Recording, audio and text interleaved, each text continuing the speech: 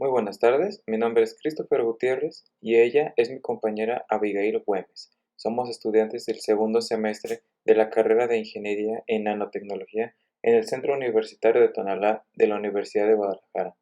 Nuestro trabajo habla acerca de los puntos cuánticos, en qué consisten, su síntesis, así como algunas implicaciones ético-sociales que han venido con esta misma. Empecemos. Desde la Revolución Industrial, las ciencias y tecnologías se han vuelto un delta cada vez más escarpado en la búsqueda del conocimiento y del poder humano. La constante búsqueda de superioridad, avance con la introducción de innovaciones tecnológicas que buscaron siempre sustituir la fuerza humana o animal por la mecánica para efectuar actividades con mayor rendimiento a menor precio. La nanotecnología nos abre un mundo inmenso de posibilidades. Sus múltiples aplicaciones reviven promesas y temores que ya otros avances habían despertado, promesas que van desde la esperanza de encontrar la cura a cientos de enfermedades o bien la detección precoz de estas, de extender la vida o conseguir nuevas capacidades para los humanos. La nanociencia es el estudio de las características del mundo nanométrico, una dimensión donde las propiedades de la materia cambian con respecto a las propiedades que suele presentar a la macroescala, desde el color hasta la maleabilidad, resistencia, conductividad, etc. El diseño de materiales nanoestructurados para tales o cuales aplicaciones que demandan ciertas propiedades o características se denomina nanotecnología. La nanotecnología y los puntos cuánticos, en particular, representan el futuro del diagnóstico de laboratorio, la biología celular y la terapia oncológica. La irrupción de la nanotecnología en las ciencias de la salud ha dado lugar al desarrollo de herramientas para diagnosticar, prevenir y tratar enfermedades cuando están todavía en estados poco avanzados o en el inicio de su desarrollo. Entre las aplicaciones de la nanotecnología más prometedoras y dinámicas, destacan las investigaciones en enfermedades como el cáncer, VIH-Sida, diabetes, osteoartritis, enfermedades degenerativas y desórdenes cardiovasculares y nerviosos mediante diversas nanoestructuras o nanomateriales como lo son los quantum dots. Pero para hablar de los quantum dots, primero hablemos de la nanomedicina, sus áreas de trabajo y los objetivos que se pretenden conseguir. La nanomedicina agrupa tres áreas principales: el nanodiagnóstico, la liberación controlada de fármacos o nanoterapia y la medicina regenerativa. Pero, ¿en qué consisten cada uno de estos? El nanodiagnóstico es el desarrollo de sistemas de análisis y de imagen para la detección de enfermedades en los estados más tempranos posibles. La nanoterapia consiste en dirigir nanosistemas activos en los cuales contengan elementos de reconocimiento que actúen, transporten y liberen medicamentos específicamente en las áreas afectadas, con el fin de conseguir un tratamiento más efectivo, minimizando efectos secundarios. Por último, la medicina regenerativa tiene como objetivo reparar o sustituir tejidos y órganos dañados usando herramientas nanotecnológicas. Los métodos de nanodiagnóstico se pueden utilizar in vivo, siendo nuestro tema de interés, debido a que de estos es que radican los quantum dots, o in vitro.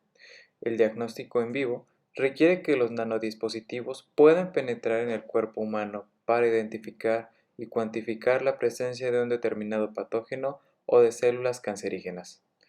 Uno de los sistemas de detección más desarrollados hasta la fecha se basa en el uso de nanopartículas, tales como los puntos cuánticos. ¿Qué son los puntos cuánticos?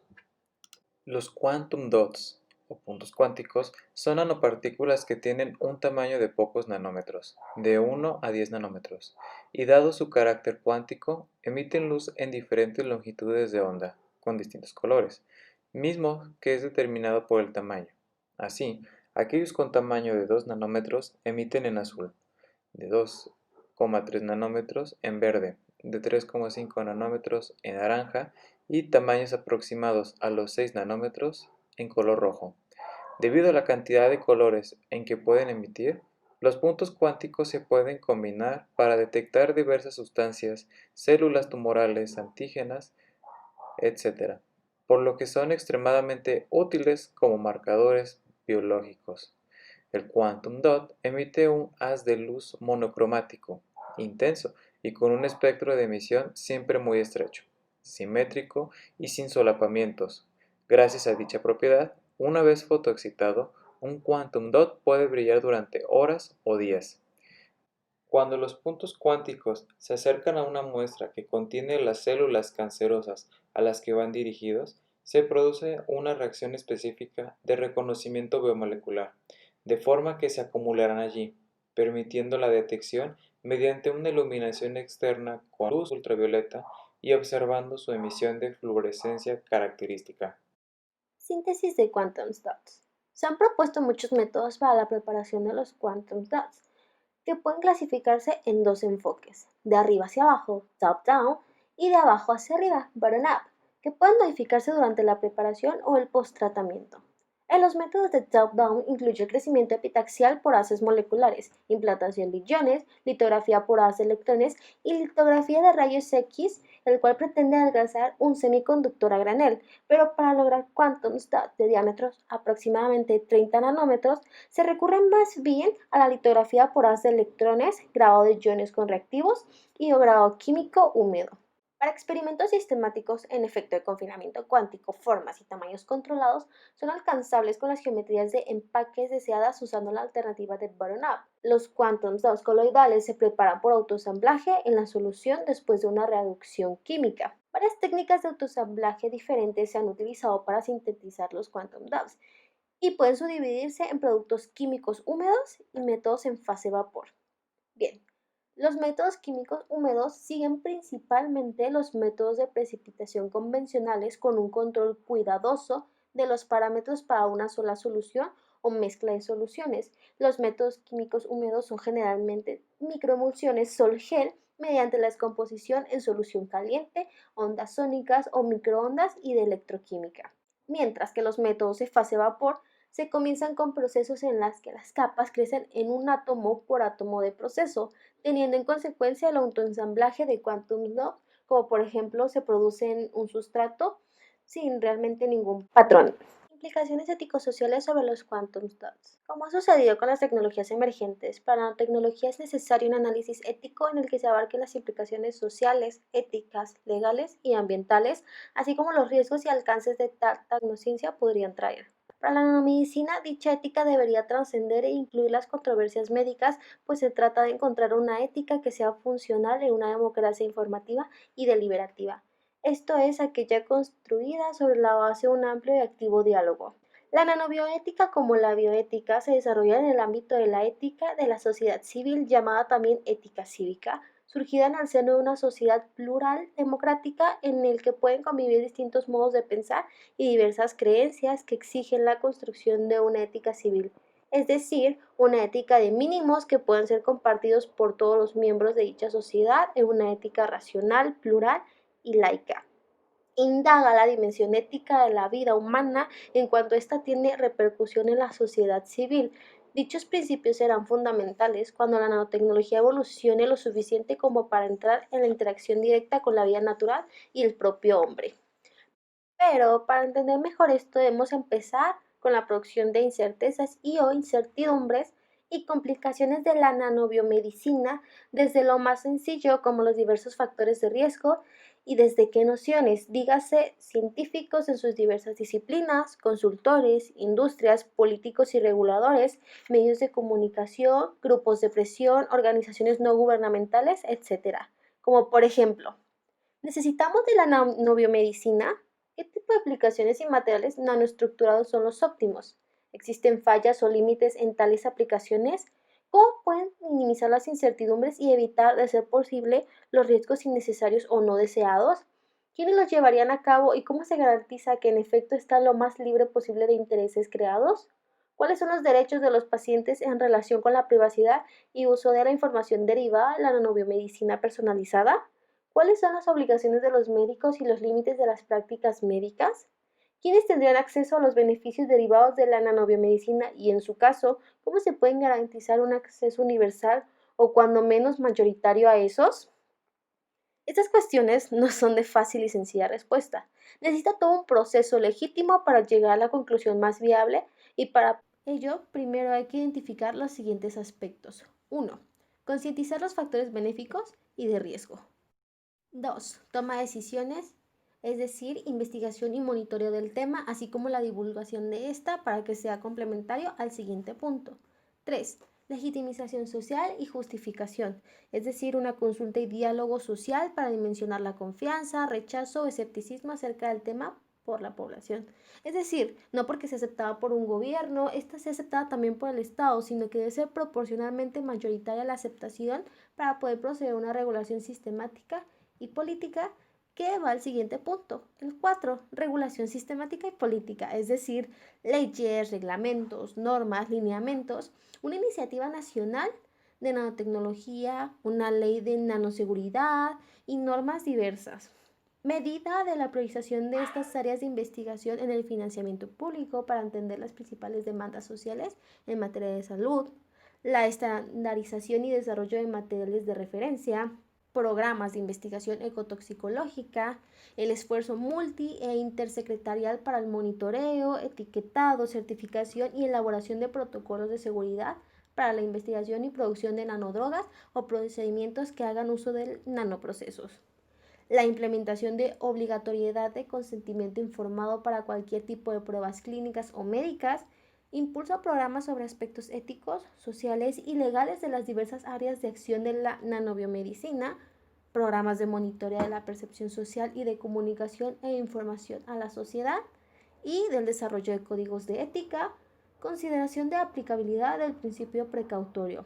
Como ven, estos son los principales puntos respectivos a la implementación de la ley en la nanomedicina.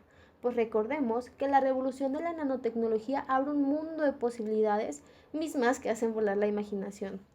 Los avances en este campo podrían dar lugar a sistemas de diagnóstico terapéutico con mayor eficacia que los ya existentes, pero realmente no queda claro el alcance de la nanotecnología y sus productos.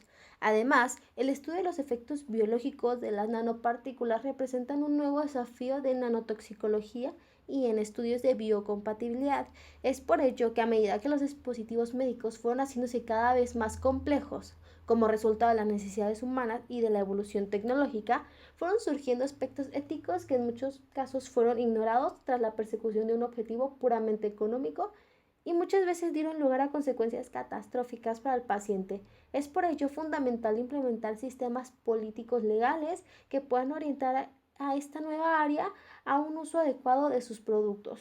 Por lo tanto, en lugar de que los intereses creados y las malas prácticas pongan al ser humano al servicio de la ciencia y la tecnología, estas deberían, en los hechos y constitutivamente, estar al servicio del bien común de la humanidad y del entorno natural del cual dependemos.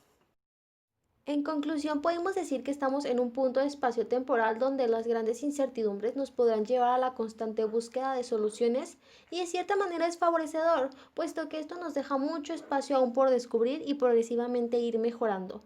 Pero recordemos también el egoísmo del ser humano. Como ya se ha mencionado, esto se trata del bien común y no individual, en el que solo son pocos quienes sacarían provecho de todo esto, y ya que simplemente es la confirmación del saber bioético a modo de reflexión en torno a la vida orgánica, social y política, pues no solo están en juego la vida biológica o no, y con ello me refiero a las condiciones de la existencia de las especies que habitamos el planeta, como el medio ambiente. Entonces, ¿la nanotecnología tendrá algún límite? Podríamos decir que no, el ser humano está en constante cambio y evolución, y con ello sus formas de conocimiento. Las necesidades actuales ya no son iguales a las que solían tener nuestros antepasados.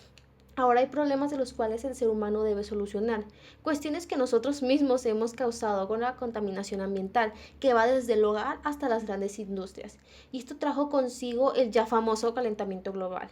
Este tipo de problemáticas hacen que los especialistas estén en constante búsqueda de soluciones alternativas y eficaces que pueden arreglar estos daños. Inclusive algunos gobiernos ya han implementado leyes en contra de las bolsas plásticas, que si bien no está mal, lo cierto es que es mínimo el cambio, pues hay más terreno que cubrir y que con ayuda de la tecnología podríamos hacer el cambio. Una realidad, al igual que la nanomedicina, mediante el diagnóstico, es encontrar soluciones a edad temprana de enfermedades mortales que van desde el cáncer hasta las neurodegenerativas como la esquizofrenia, que recordemos es difícil en algunos casos de detectar a tiempo. ¿Realidad o ciencia ficción? Contemplando los grandes avances de la ciencia, podríamos afirmar que ya es una realidad, puesto que las complicaciones que estamos atravesando, como lo es una pandemia que si bien ha dejado muchas bajas, también debemos reconocer que la rapidez de desarrollo de vacunas contra este virus ha sido asombrosa. Así que, ¿qué tan alejada está la ficción de la realidad en estos tiempos?